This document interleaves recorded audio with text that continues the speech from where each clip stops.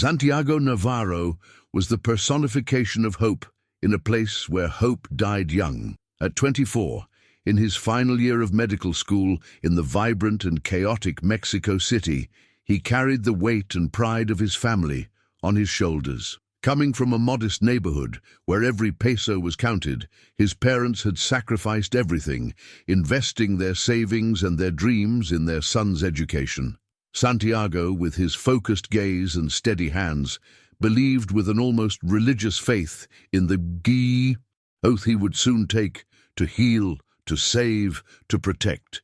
He saw medicine not just as a profession, but as a shield against the darkness that swallowed the streets of his city. Little did he know that the knowledge he was acquiring to mend bodies would soon become the tool to tear them apart.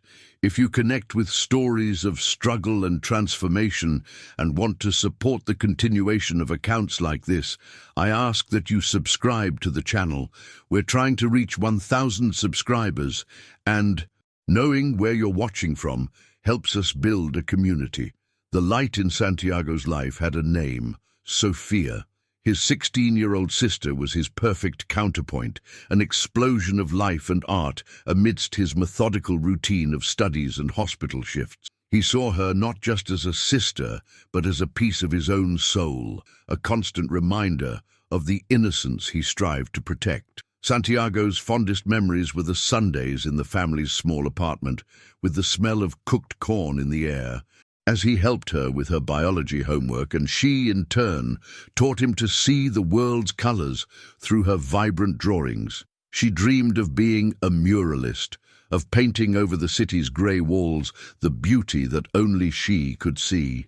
He promised that one day, as a doctor, he would give her the stability to color the world without fear. That promise was the foundation of his future. At the university and in the halls of the public hospital, Santiago was a rising star.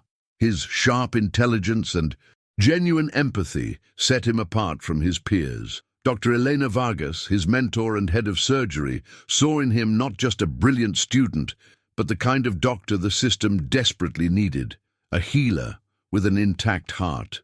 His command of human anatomy was almost poetic. He understood the body as a complex map of vulnerabilities and resistances.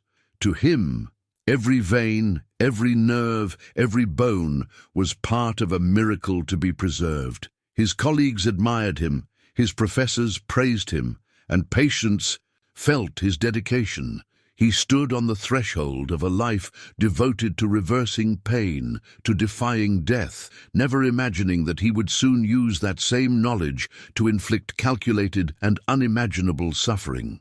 They lived in one of the many neighborhoods forgotten by Mexico City's promise of progress, a labyrinth of narrow streets and worn-down buildings where the law was a suggestion and real power belonged to the shadows. The presence of the local cartel was a fact of life, a chronic illness.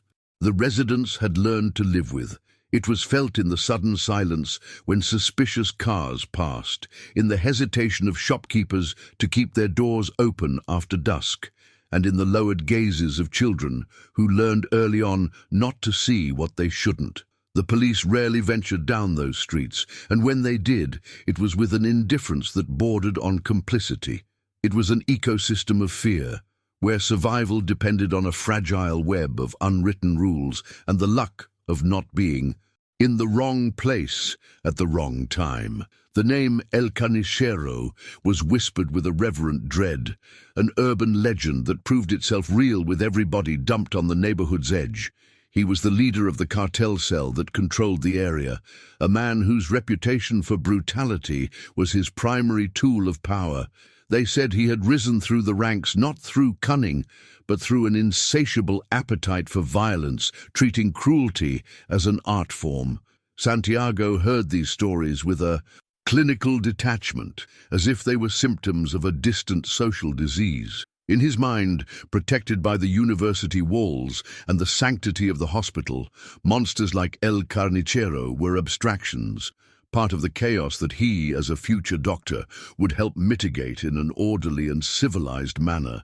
He believed that the light of reason and science could eventually dispel such darkness. One night, during a chaotic shift in the emergency room, they brought in a young man who had been shot. No older than Sofia, he was a halcon, a cartel lookout, caught in the crossfire of a turf war.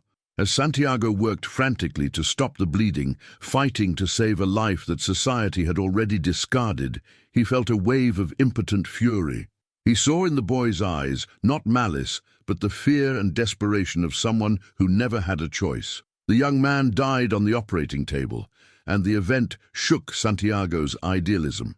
For the first time, he confronted the reality that some wounds couldn't be closed with sutures, and that the system he so defended was a sieve, allowing the most vulnerable to bleed out, while the true architects of pain remained untouched.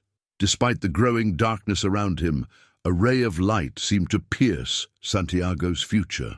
He had been accepted into a prestigious surgical residency program, an achievement that solidified years of sacrifice. The celebration was modest, a family dinner in the small apartment, but the joy was immense. His parents wept with pride, seeing in their son the promise of a better life, the validation of their unwavering faith. Sofia gave him a leather-bound notebook with a scalpel drawn on the cover. "For the best doctor in the world," she wrote on the first page. In that moment, surrounded by the love of his family, the future seemed a clear and brilliant path. He felt invincible, believing that his dedication and love could build a fortress impenetrable to the chaos of the outside world. The last time he saw Sofia smile, she was at the front door, waving as he left for a night shift. She was wearing the yellow sweater he had given her for her birthday, a splash of sun against the city's grey twilight. "Don't forget the neighborhood party tomorrow," she yelled. "You promised you'd come." He smiled and nodded, an easy promise to make, not knowing it would be his last. The image of her, bathed in the warm light from inside the house, would be frozen in his memory, the final frame of a film that was about to be burned.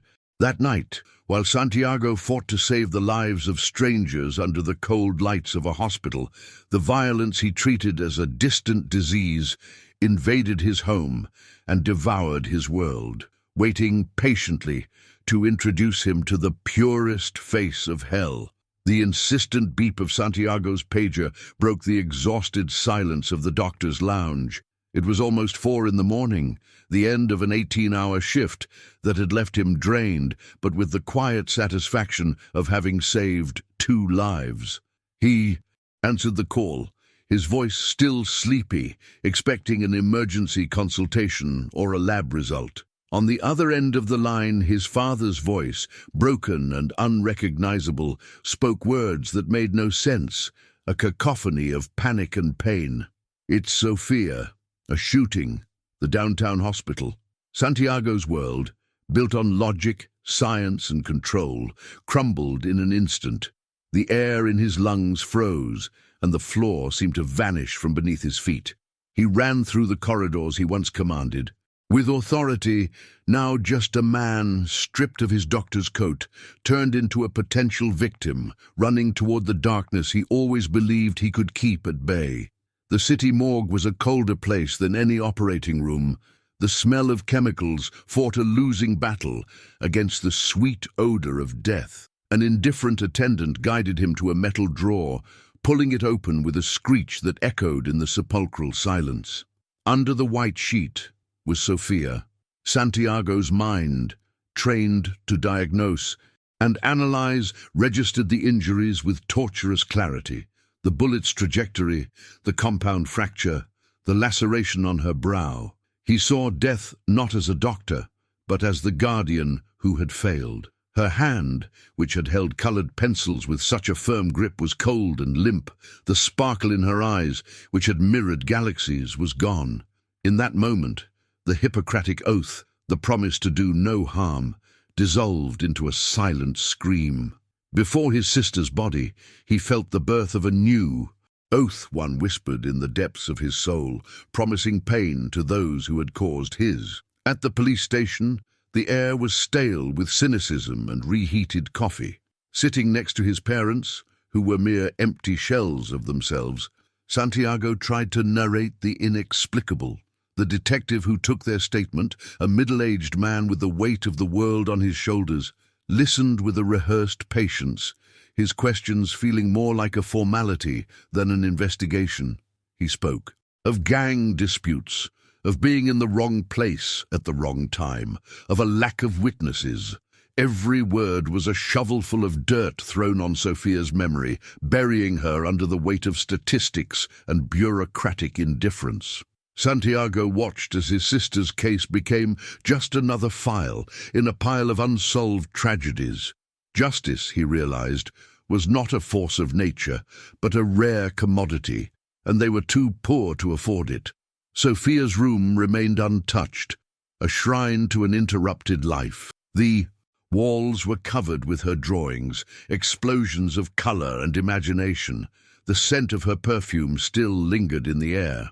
Santiago sat on her bed, holding the leather notebook she had given him, his hands trembling with a rage so pure and cold it burned hotter than any fever. The pain was no longer just grief, it had metamorphosed into an engine, a force with purpose. He looked at his own hands, the same hands that had been trained to heal, to suture, to bring comfort. In the quiet of that room, he saw them differently. They were no longer tools of restoration, they were weapons. The encyclopedic knowledge of the body's fragile machinery, once his gift, now became his curse and his calling. Vengeance was no longer a thought, it was the only path forward. It was in that moment of devastating clarity that Santiago made his decision. Official justice was a farce, a theater to console the complacent. If the system he had so revered would not punish the monsters who took his sister, then he would do it himself. He would no longer be a passive victim of the failure of a corrupt world. He would rise from that bed and become the consequence, the inevitable reaction to that brutal action. With a glacial determination, he stood up, leaving behind the promising future of Dr. Navarro. He began to empty his bank account, the money for his residency becoming the war fund for his solitary crusade. The Hippocratic Oath was broken, replaced by a new and terrible purpose. He would no longer wait for justice. He would hunt it, dissect it, and serve it cold. If you've ever felt the frustration of seeing injustice prevail, know that this story is an echo of that feeling. Subscribing helps give a voice to these narratives. Santiago's transition from student to hunter began in the fetid alleys and dimly lit cantinas he had once only passed by. The money saved for his medical residency now served a different purpose, buying whispers and information in the city's underworld. At first he was clumsy, his rigid posture and serious gaze marking him as an outsider. The smell of fear was almost palpable on him. But pain is a swift and brutal teacher. He learned to blend in, to lower his gaze, to speak the language of the street, where every word had weight and every silence a threat. Each night he shed a little more of the future Dr. Navarro, donning the skin of an anonymous shadow, driven by an obsession that consumed him from within, patient zero of his own plague of vengeance. His first target was a name obtained at an exorbitant cost, a halcon, a cartel lookout named Hector. Using the same methodical discipline he applied to his studies, Santiago began to watch him. He mapped Hector's routine, his vices, his weaknesses, turning the man's life into a medical chart to be analyzed. For days he followed him, his car becoming an anonymous observation post. The mind that once dissected scientific papers on physiology now dissected the habits of a criminal. He felt nothing but a cold detachment, as if preparing for a surgical procedure. Hector was not a person, he was a symptom, the first cancerous cell to be excised. The transformation was underway. The healer was becoming a pathologist of the city's scum. The abduction was chaotic and brutally real, devoid of any cinematic elegance. Santiago waited for Hector in a dark alley behind a cheap bar, his heart hammering against his ribs, a symphony of adrenaline and dread. When the man appeared, stumbling, drunk, Santiago attacked. There was a desperate, clumsy struggle. Hector was stronger than he had anticipated, and for a terrifying moment, Santiago thought he would fail. But the image of Sofia, cold and still in the morgue drawer, flooded his mind with a savage strength. He struck the man with a fury he didn't know he possessed, the sound of breaking bones replacing that of his own internal screams. He dragged him to the van, panting and covered in sweat and blood, the metallic scent of violence filling the air. The first line had been crossed. In an abandoned warehouse, its air heavy with the dust of forgotten years, Santiago conducted his first interrogation. Hector was tied to a metal chair, his arrogance replaced by terror. Santiago opened his bag, not with medical instruments, but with their profane versions, scalpels, forceps, needles. He began to speak, his voice chillingly calm, explaining to Hector the exact location of the ulnar nerve and the excruciating pain that would result from its exposure. It was the first test of his new faith. His hand trembled as he made the first incision, the doctor inside him screaming in protest. But the need for answers, the hunger for justice, was stronger. Hector's first scream broke something inside Santiago forever, silencing the voice of his old conscience. He obtained a new name. After extracting the information, he left Hector bleeding on the floor and staggered to a corner of the warehouse, where he vomited violently. The act of torture had emptied him, leaving a cold vacuum in his chest. He looked at his hands, the same hands that had delivered babies and sutured wounds, now stained with the blood of his vengeance. They no longer felt like his own. They were the hands of a monster, tools of a calculated cruelty. In that moment, the duality of his existence hit him with full force. He was becoming what he hunted. The pain of Sofia's loss now competed with the nausea of his own transformation. There was no satisfaction, only the grim understanding that for every name he tore from his victims, he would lose a piece of his own. Hector's body was found the next day, and the news spread like wildfire. The media, hungry for sensationalism, was fascinated by the calculated brutality of the murder. The medical examiners noted the precise incisions, the almost surgical removal of certain tissues, a signature that didn't fit the impulsive violence of the cartels. It was a veteran journalist who, in a front-page story, coined the moniker that would become an urban legend, the Doctor of Death. Santiago read the words on a crumpled newspaper, seeing his pain and rage distilled into a flashy headline. He wasn't a hero nor a vigilante. In the world's eyes, he was a macabre anomaly, a new source of fear in a city already drowning in it. The nickname, rather than repelling him, felt like a confirmation of his new purpose. The case landed on the desk of Detective Morales, a cynical veteran. Morales had seen every kind of depravity Mexico City could offer, but this was different. The crime scene was too clean, the violence contained and focused. He read the autopsy report with growing interest. The killer knew anatomy. He hadn't just killed the man, he had dismantled him with purpose. Morales felt an instinctive contempt for vigilantes, seeing them as anarchists who only added more chaos to an already overburdened system. Yet he couldn't help but feel a twinge of reluctant admiration for the intelligence and audacity of the Doctor of Death. A silent hunt began, a chess match between two men on opposite sides of the law, both seeking a form of order in the midst of hell. With each new target, Santiago became more lethal, more efficient. The hesitation of the first attack gave way to a cold precision. He refined his techniques, turning abduction and interrogation into a dark ritual. He moved through the city's shadows like a ghost, his existence confirmed only by the trail of disfigured bodies he left behind. The name Doctor of Death began to echo in the underworld with a genuine fear. The criminals, who once feared only rival cartels and corrupt police, now looked over their shoulders, fearing a shadow with the knowledge of a surgeon and the soul of an executioner. Santiago was becoming the boogeyman that monsters feared, using their primary weapon, terror, against them. Santiago's darkness began to bleed into his family life. His parents, already devastated by the loss of Sofia, now watched helplessly as their son transformed into a silent, haunted stranger. He barely ate, barely slept. Conversations were tense and monosyllabic. His mother tried to reach him, her eyes filled with a pain Santiago could no longer bear to see, for it mirrored his own. She would ask about medical school, about his friends, trying to find any trace of the idealistic young man he once was. But that young man was dead, buried alongside his sister. He distanced himself from them to protect them from the contamination of his new life, not realizing that his absence was an open wound, a constant reminder that the tragedy had not taken just one child, but two. Dr. Elena Vargas, his mentor, connected the dots.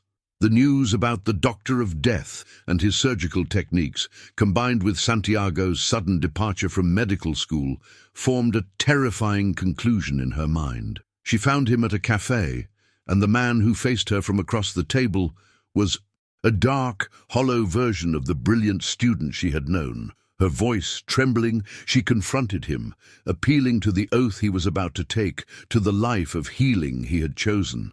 Santiago listened to her with a glacial patience, and his response left her breathless. He argued that he was, in fact, healing the city, excising a cancer that the system was unable to treat. In that moment, Elena saw that she had lost not just a promising student, but a man to the darkness. Meanwhile, Morales's investigation was leading him down a frustrating path. Every man killed by the Doctor of Death belonged to the same cartel cell, the same one operating in Santiago's neighborhood. The connection was obvious, but every attempt to dig deeper hit walls of silence and bureaucracy within his own department. He began to suspect that the cartel's protection came from above, from his own colleagues and superiors. This realization poisoned his already worn-out faith in the law. He was hunting a brutal vigilante, but at the same time, he was discovering that the real villains wore uniforms and badges. The line between right and wrong grew increasingly blurred, and his hunt for the Doctor was transforming into a search for some form of truth. Santiago's invincibility was an illusion, and he learned that the hard way. During the abduction of a mid-level distributor, things went wrong. A police patrol, on an unexpected round, turned onto the street at the exact moment he was forcing the man into his van. Lights and sirens exploded in the night. Cold panic seized him, but it was replaced by a sharp survival instinct. He sped off, diving into a labyrinth of alleys, the adrenaline numbing the pain of a scraped arm from the escape. He got away by a hair's breadth, his heart pounding in his chest. The experience left him shaken, but also more focused. He was mortal. He could fail. The realization didn't stop him, it only forced him to be more careful, more ruthless. El Carnicero, from his throne of violence, finally took notice of the plague afflicting his ranks. His men, hardened criminals, were scared. At first he dismissed it, but the precision and audacity of the attacks began to bother him. This wasn't a rival. This was something new, a ghost who seemed to know his operations from the inside. The Doctor of Death was becoming a problem, a symbol that he, El Carnicero, was not in total control. With a cruel smile, he saw it not as a threat, but as a sport. He put a generous bounty on the vigilante's head, turning the entire city into a hunting ground. Santiago's hunt had become a two-way street. Now he was not just the hunter, he was also the city's most coveted prey. On rare, quiet nights, when the thirst for vengeance subsided to a dull ache, Santiago allowed himself to feel. He would sit in the dark, Sofia's face floating in his memory, her smile both a torture and a comfort. What would she think of him now? Would she see the protective brother or the monster he had become? He clung to the belief that he was doing this for her, but a corrosive doubt began to creep in. Maybe he was doing this for himself, to fill the void with violence. It's a lonely journey, and sometimes I wonder if anyone understands the weight we carry. If my words resonate with you, if you understand this struggle, know that your subscription to the channel gives me the strength to keep sharing these stories, so that other voices in the darkness can be heard. The tide turned when Santiago managed to capture one of the cartel's accountants. The torture was long and mental, exploiting the man's phobias rather than just his physiology. He broke. Before the end, the accountant revealed a crucial piece of information, a digital ledger hidden on a laptop that detailed all of El Carnicero's operations, including names, bribery routes, and most importantly, the locations of his hideouts. It was the key to dismantling the entire operation, the map to the heart of the monster. With this information in hand, Santiago's crusade ceased to be a series of reactive strikes and became a planned offensive. He finally had a clear path to the man who destroyed his life. The hunt was nearing its end. At the same time, Detective Morales, following an anonymous tip, perhaps from a cop with a shred of conscience left, found the trail of a suspicious financial transaction linked to one of his superiors. The transaction led him to the same accountant Santiago had captured. But when Morales arrived at the man's apartment, he found him dead, a professional cleanup job by the cartel. His superior warned him to drop the case, a veiled threat couched in paternal advice. Morales found himself at a crossroads. To follow the law meant letting corruption win. To disobey meant risking his career and his life. He looked at the Doctor of Death file on his desk and, for the first time, saw not an enemy, but a reluctant ally in the same dirty war. With the laptop in his possession, Santiago delved into El Carnicero's secrets. He spent days without sleep, deciphering codes, connecting names and places. His analytical mind, once dedicated to saving lives, had now become a lethal intelligence weapon.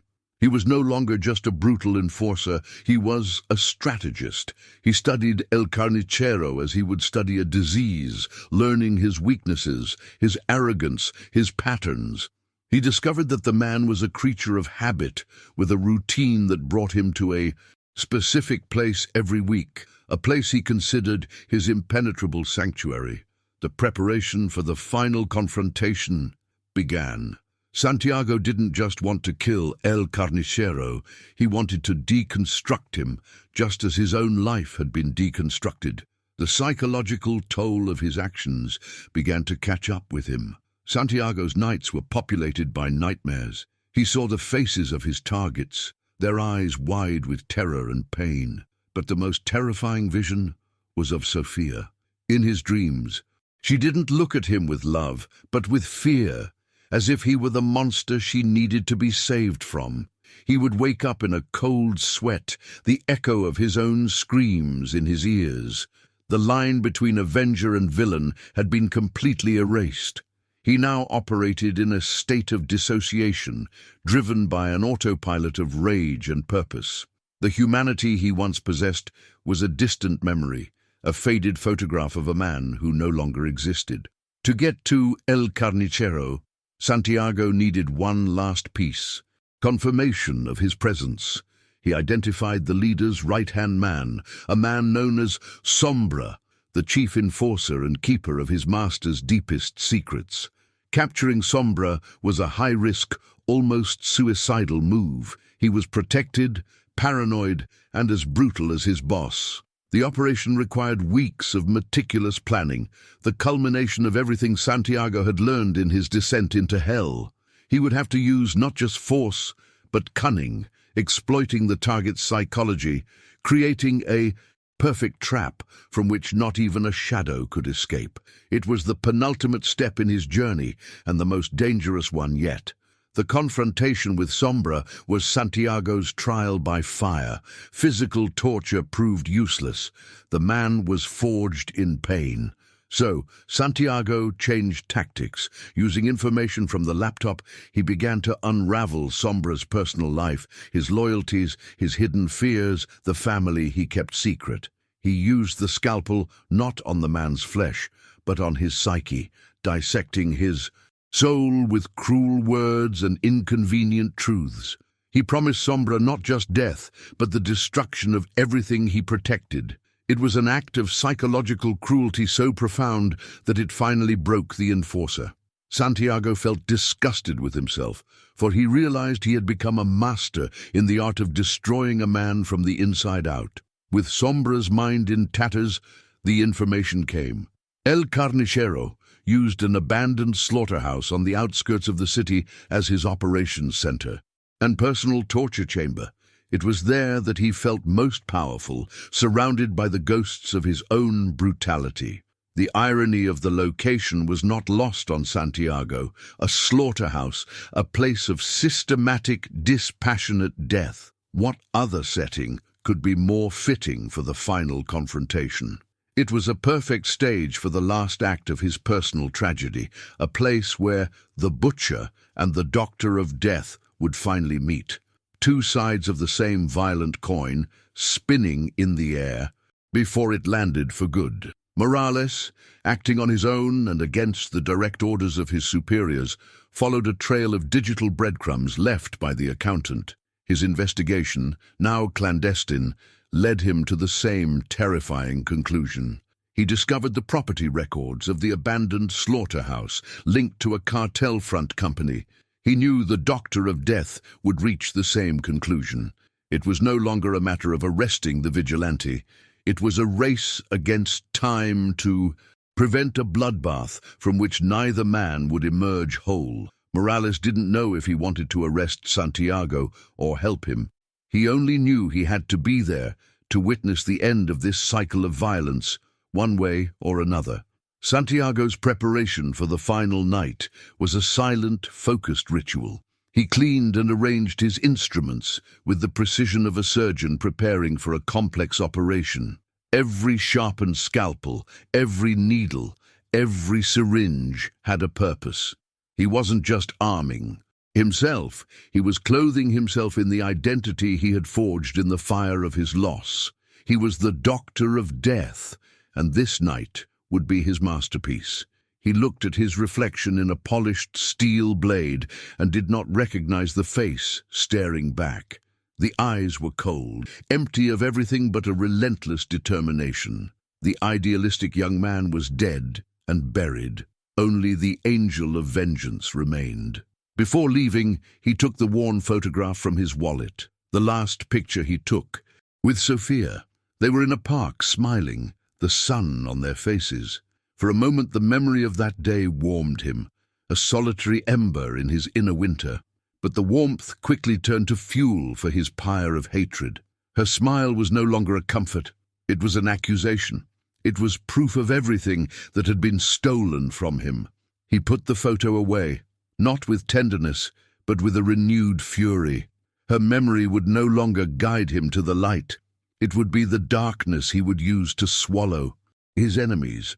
He was no longer fighting to honor her life, but to avenge her death in the most brutal way possible. He drove through the dark arteries of Mexico City, the indifferent metropolis blinking its neon lights. The slaughterhouse rose against the night sky like a skeleton, a monument to death. The oppressive atmosphere of the place seemed to reach out to meet him, a cold, familiar embrace.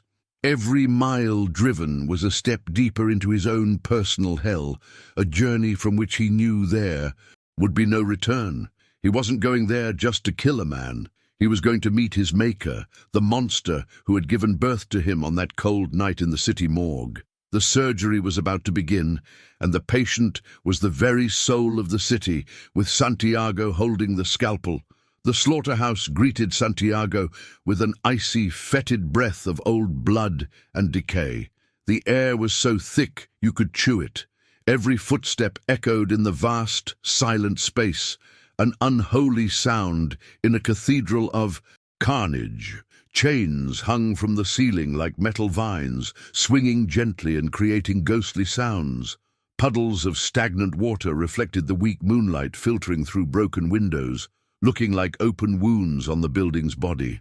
Santiago moved with the grim grace of a predator in its natural habitat, his senses sharpened by adrenaline.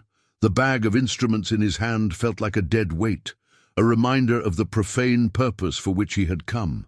He felt no fear, only a frigid calm, the stillness that precedes the final storm, the certainty that this place would be a tomb, either for his enemy or for his soul. He found El Carnicero in the main killing floor, a cavernous hall stained with the memories of countless deaths. The man wasn't hiding. He was sitting on a butchering block, sharpening a cleaver with slow, rhythmic strokes, the sound of steel on stone scraping the silence. He smiled when he saw Santiago, a smile devoid of humor, full of recognition. "I was wondering when the famous doctor would pay a visit to my office," he said, his voice a low growl. He denied nothing. He spoke of Sofia's death with a cruel apathy, like someone describing the act of crushing an insect. To him, she was insignificant collateral damage, a footnote in his saga of power. Every indifferent word was a nail in the coffin of Santiago's humanity, hammered in by the devil's own hand. The real torture, Santiago realized, would not begin with scalpels, but with words. El Carnicero stood, circling him like a shark. "You think you're different from me," he sneered. "You, with your delicate tools and your righteous anger. I've seen your work, the precision, the artistry. That doesn't come from pain, Doctor. It comes from pleasure. The pleasure of control, of taking a man apart, of hearing his secrets in his screams." He pointed the cleaver at Santiago. "Sofia didn't create you. She only freed you. She gave you permission to become what you always were.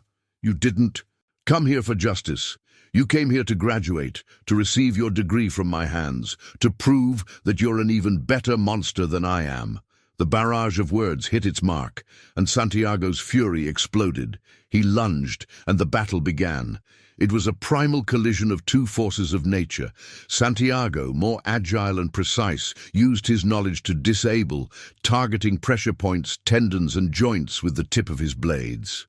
El Carnicero, in turn, was a brute force, using his weight and savage power, swinging the cleaver with bone-breaking strength. They danced a deadly waltz across the killing floor, using the environment to their advantage. Meat hooks became weapons, chains were used for ensnaring, and the floor, slick with blood and water, became a treacherous arena. It was science against savagery, cold vengeance against hot cruelty, a fight for dominion over this private hell. In a desperate and brilliant move, Santiago used a syringe full of a powerful sedative, which he plunged into El Carnicero's femoral artery during a moment of brutal proximity. The giant faltered, his muscles beginning to betray him. Santiago pressed the advantage, and with a strength born of pure hatred, managed to strap the semi-conscious man to one of the old butchering tables, the same chains that once held animal carcasses now holding the butcher himself. The tables had turned. Santiago stood, panting, covered in blood and sweat, over his helpless enemy. He had absolute power. El Carnicero, his eyes glazed but still defiant, spat blood and smiled. "Yes, this is it. Finish it, Doctor. Show me your thesis. Show me the beauty of your monstrosity." This was the moment, the culmination of his journey. Santiago raised the scalpel, the flickering light glinting on the blade. He looked at the face of the man who had stolen everything from him, the architect of his damnation.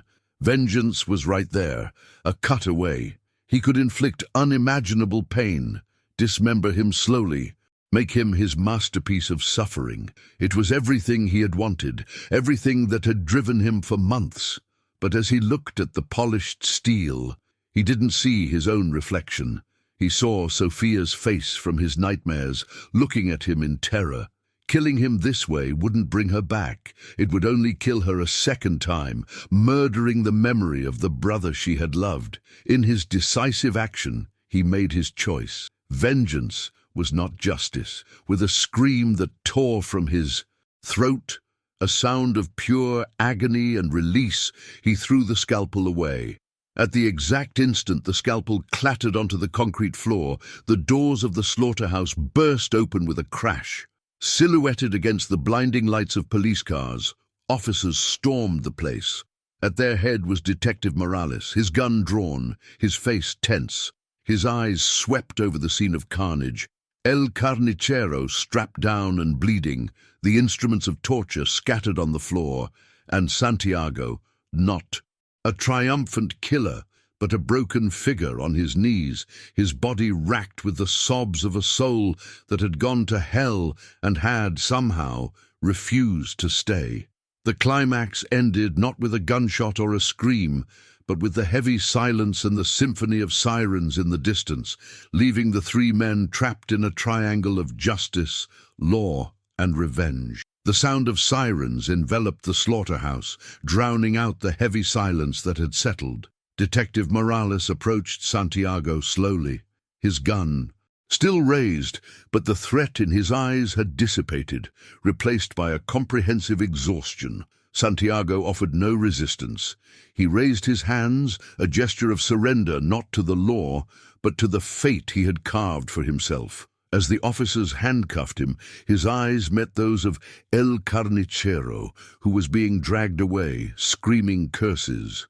There was no more hatred in Santiago's gaze, only a profound emptiness, the stillness of an ocean after a devastating storm. He realized the peace he sought was not in his enemy's death, but in the decision not to become him. His war was over, not with a victory, but with an armistice with his own soul, sealed by the cold click of metal on his wrists.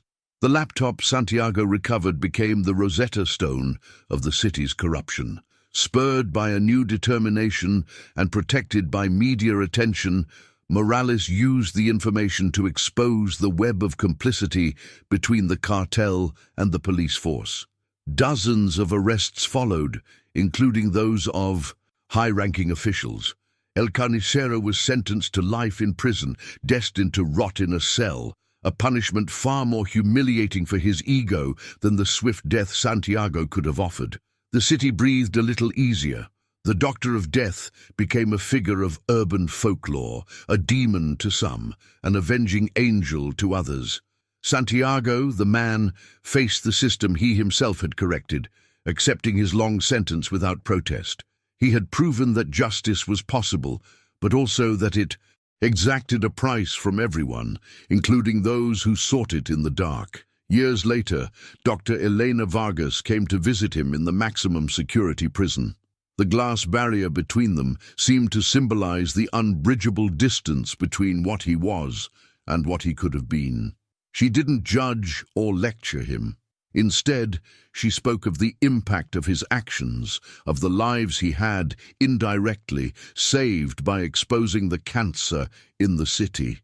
"In that slaughterhouse," she said, her voice soft, "you had the chance to become a complete monster, but you didn't. In that moment, by throwing away the scalpel, you saved your last victim, yourself. The doctor I knew didn't die completely, Santiago. He just fell asleep." Her words offered no absolution, but a balm, a recognition that in the depths of the abyss, a fragment of his original oath had survived. From his cell, Santiago watched the world go by through a small barred window. He received letters from his parents who, over time, found a way to forgive the stranger their son had become, understanding the pain that had moved him.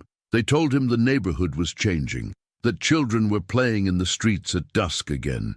He had succeeded. He had brought a fragile peace to his people, avenging not only Sofia, but all the other silent victims of the cartel.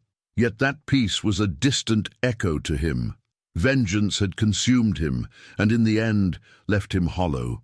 He was no longer a doctor, nor a killer. He was a prisoner, haunted, not by the ghosts of those he killed, but by the ghost of the sister he couldn't save and the man he would never be. As he traced the dust on the windowsill with his finger, Santiago reflected on the thin line he had walked. Justice and vengeance, healing and pain, humanity and monstrosity. He had danced with them all and would carry the scars forever. His end was not one of redemption, nor of total condemnation, but of an existence in a purgatory of his own making. He broke the cycle of violence by refusing to deliver the final blow, but the cycle broke him in return. The story of the Doctor of Death would end there, in the shadows of a cell, leaving an unsettling question hanging in the air. When the system fails, what is left for a good man to do? I thank everyone who has followed this journey to the end. Sharing stories like this is only possible with your support. Your subscription ensures that these voices, however dark they may be, continue to be heard.